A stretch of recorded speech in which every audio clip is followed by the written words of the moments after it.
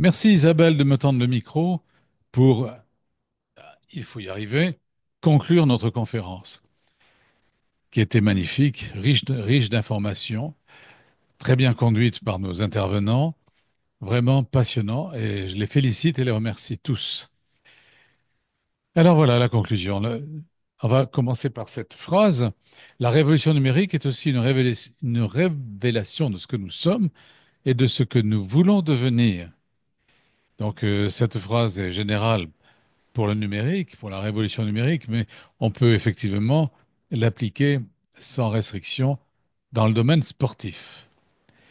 Les thèmes que nous avons abordés ce soir portent surtout sur les traitements numériques par l'IA, qui permettent de préparer, d'accompagner, de soutenir les sportifs de haut niveau pour mesurer et booster leurs performances.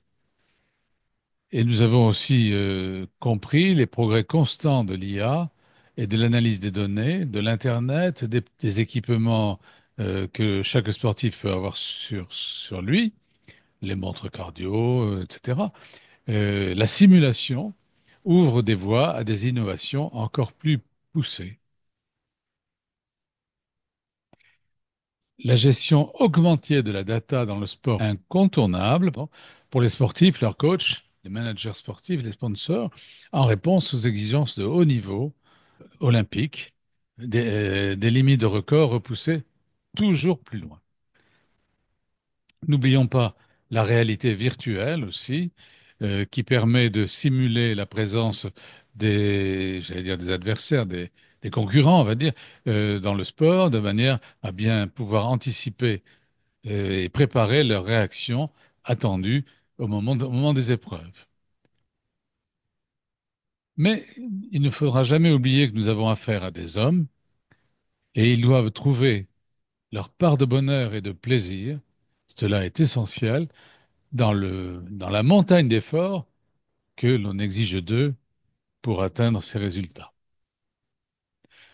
Alors pour cela, nous pouvons regarder la vidéo de nos deux champions, Félix et Alexis Lebrun.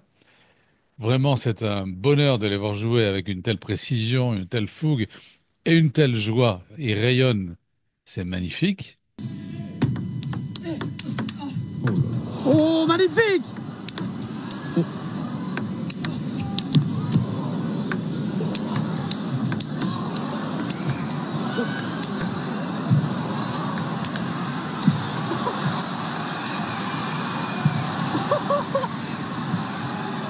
Le point de l'année entre Alexis et Félix Lebrun. On vous l'avait dit, c'est deux des plus grands joueurs du monde qui nous offrent peut-être le match de l'année, le point de l'année assurément. Et c'est Félix Lebrun qui l'emporte. Oh, regardez On comme n'a ils ont le jamais sourire. vu ça, tout le public est debout, tout le chat est en feu. Ah, il était à terre, Alexis, il a dû prendre ce revers à deux mains aussi. Vous êtes 80 000 peut-être à découvrir le ping et c'est ça toute l'année avec ces phénomènes. Voilà, le petit regard complice, ils sont évidemment très contents d'avoir proposé ça. Ah, c'est magnifique. 4, 6. Mais ces jeunes, comme Félix Lebrun, eh ben, c'est aussi un homme et il est sensible. Vu son âge, on n'est pas surpris. Et émotionnellement, il a lâché. Je vous propose d'écouter la vidéo qui montre comment il a été éprouvé par un jugement de l'arbitre et comment il a réagi. Votre visage accablé au moment où l'arbitre a brandi ce carton rouge, qu'est-ce qu'il vous a dit? L'arbitre, je me souviens plus, mais j'ai tout de suite vu que j'avais une chance de disqualifier de la finale du double. C'est déjà arrivé, pas dans la même situation, mais il y a déjà eu des choses comme ça, donc j'avais eu directement très peur. En plus, Nat m'a dit que c'était une possibilité. Il est venu me voir après le juge arbitre du tournoi, donc ouais, j'étais surtout tendu par rapport à ça. C'est une réaction émotionnelle, on imagine, vous avez été un peu dominé par les événements? Ouais, enfin sur le moment, je pense que j'ai dominé par l'événement, pas sur le match, mais sur le geste à la fin, oui. C'était un match un peu dur pour moi, j'ai beaucoup d'occasions d'aller plus loin dans le tableau et ouais, bah, émotionnellement, bah, ça a lâché à la fin. J'ai fait quelque chose que je regrette forcément. Après, j'ai pas voulu faire de mal à quelqu'un, j'ai justement pas, enfin, viser c'est pas le bon mot parce que c'est inconscient, mais j'ai essayé de de m'énerver là où il y avait personne, on va dire, mais ouais, je le referai plus. On a vu, vous êtes excusé tout de suite quand vous jetez votre raquette. Vous sentez que le geste peut avoir des conséquences aussi à ce moment-là? Directement, c'est plus un peu de gêne, de honte. C'est pas quelque chose que j'aime faire, c'est pas l'image que j'ai envie de donner aussi. Et ouais, après, c'était un peu dur, quoi. Bon, ben, après cette vidéo, je voulais vous parler d'un sportif qui a écrit une lettre après une année de dépression qu'il a retiré du monde sportif. Euh, Pourquoi? Parce qu'il a voulu mesurer tout ce qu'il faisait, mesurer ses paramètres physiques pendant tous ses entraînements, tout seul, sans coach ni club. Eh bien, il pensait s'en sortir très très bien. C'est vrai que l'outil technologique apporte quelque chose de nouveau. Il crée un sursaut d'intérêt chez l'utilisateur, qu'il soit amateur ou professionnel. Mais attention, notre ami Ben, c'est le nom de ce sportif, indique que ceci, ma montre, m'a dégoûté du sport. J'ai été naïf de penser que je pouvais m'entraîner seul. Le fait d'avoir beaucoup de données peut être rassurant pour les gens, mais elles influent directement sur leur quotidien, donc prudence. Avoir autant d'informations sur soi n'est pas forcément une bonne chose. Il déclare aussi, je me suis fixé des objectifs bien trop hauts. Si au départ j'étais motivé à bloc, j'ai fini par en être dégoûté et ressentir une overdose de mon sport. Donc, certains programmes d'entraînement dits sur mesure ne le sont en réalité pas vraiment, et il ne faut surtout pas s'isoler et se détacher d'un coach, d'un groupe de spécialistes du sport qui vont vous conseiller, vous guider, et puis des camarades aussi qui vous permettent d'échanger et d'être heureux dans votre performance. Alors, pour apporter une conclusion heureuse, je voulais vous faire écouter cette vidéo de ce jeune sportif qui déclarait ceci.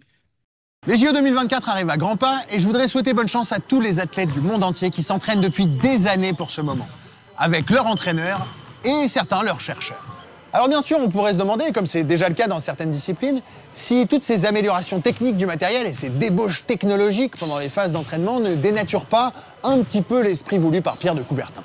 Certes, mais si ça peut permettre à ces artistes du mouvement de se rapprocher un petit peu plus du geste parfait en évitant la blessure, cette bête noire des athlètes de haut niveau qui peuvent perdre en une seconde 10 ans de travail, moi je dis que la science est au bon endroit. Et pour 99% des athlètes du dimanche, comme vous et moi, eh ben, on pourra profiter un petit peu de ces innovations technologiques dans nos pompes à 30 balles.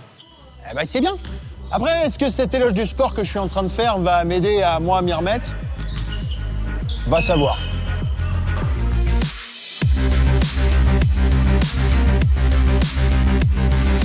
Enfin, après cette vidéo optimiste, nous avons préparé une série de livres que peut-être, si ça vous intéresse, vous pourrez vous procurer. Cette slide, bien sûr, sera disponible dans le compte-rendu de la conférence. Donc, un grand merci à nos invités pour leur contribution à la réussite de cette soirée. J'espère que cette conférence a répondu à vos attentes. Nous vous remercions, bien sûr, de votre présence et de votre écoute attentive. Ne manquez pas de venir à notre prochaine conférence qui aura lieu le mardi 21 janvier 2025. L'intitulé Le journalisme et l'IA finiront-ils par faire bon ménage? Ne manquez pas de venir le 21 janvier si vous voulez vous faire une opinion un peu plus juste sur la manière dont l'information aujourd'hui est acheminée sur les journaux mis à notre disposition par les journalistes. Enfin, n'oubliez pas de soutenir le Club audiovisuel numérique de Toulouse Métropole. Adhérez au club pour la saison 24-25. Notre credo, créer et développer un lien pour tous, favorisant l'inclusion sociale dans une approche citoyenne, un dialogue et une réflexion face à l'évolution des médias traditionnels et numériques, un appui sur les institutions, les pouvoirs publics et les entreprises. Tout cela pour 20 euros par an. Notre prix n'a pas changé depuis 25 ans facilement. Être membre du club vous permet d'assister, bien sûr, et d'assister, de participer aux conférences pleinement, de recommander des intervenants, de proposer des thèmes de réflexion que vous avez à cœur de voir aborder et d'être vraiment dans ce cercle d'amitié que je ne peux que vous recommander.